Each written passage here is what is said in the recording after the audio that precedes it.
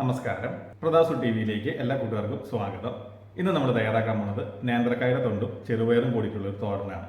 അപ്പോൾ ഇതെങ്ങനെ തയ്യാറാക്കണമെന്ന് നമുക്കൊന്ന് കണ്ടു നോക്കാം. അതിനായിട്ട് ചൂടായ ചട്ടിയിലേക്ക് 1.5 ടേബിൾ സ്പൂൺ വെളിച്ചെണ്ണ ഒഴിച്ചു കൊടുക്കാം. 1/2 ടീസ്പൂൺ കടുക്, 2 വറ്റൽമുളക്, ഒരു ചെറിയ സവാള പൊടിയായി അരിഞ്ഞത്, ഒരൽപ്പം കറിവേപ്പില ചെറുതായിട്ടൊന്ന് വാട്ടിയെടുക്കാം. ഇതുപോലെ ചെറുതായി വാടി വന്നു കഴിയുമ്പോൾ അതിലേക്ക് ഒരു 3 പച്ചമുളക് വട്ടത്തിൽ അരിഞ്ഞത്, 1/4 ടീസ്പൂൺ മഞ്ഞൾപ്പൊടിയുടെ പച്ചമണം മാറുന്നവരെ ഇളക്കി കൊടുക്കാം. 1/2 കപ്പ് തേങ്ങ ചിരകിയത്,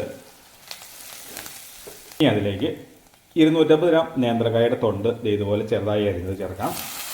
ആവശ്യത്തിന് കല്ലുപ്പ്, 1/2 കപ്പ് വെള്ളം, ഇത്രയും ചേർത്ത് നല്ലതുപോലെ ഒന്ന് ഇളക്കി യോജിപ്പിക്കാം.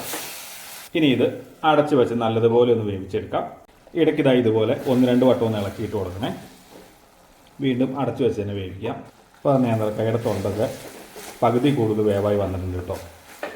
അപ്പോൾ ഈ സമയത്ത് 1 കപ്പ് ചെറുപയർ ഒരല്പം ഉപ്പും ചേർത്ത് വേവിച്ച് വെച്ചതാണ് കേട്ടോ. അത് ചേർത്ത് ഈ പാകത്തിന് വേവാവുള്ളൂ, ഒരുപാടങ്ങ് വെന്ത് പോകരുത് കേട്ടോ. ഇനി ഇതൊന്ന് ഇളക്കി യോജിപ്പിക്കാം.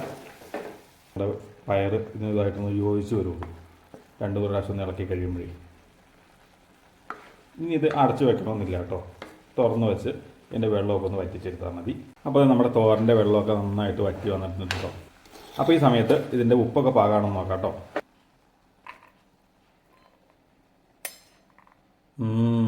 അടിപൊളി, സൂപ്പർ, എന്താ രുചി! ഇത് ചോറിൻ്റെ കഞ്ഞിയുടെ കൂടെ കഴിക്കാൻ അടിപൊളി തോരനാണ് കേട്ടോ. അപ്പോൾ ഇനി നിങ്ങൾ ആരും വാഴക്കയുടെ തൊണ്ട് പല കളയരുത് കേട്ടോ. അപ്പോൾ എല്ലാവരും വീട്ടിലൊന്ന് ട്രൈ ചെയ്ത് നോക്കണേ. അപ്പോൾ ഈ രുചി എല്ലാവരിലും എത്തട്ടെ.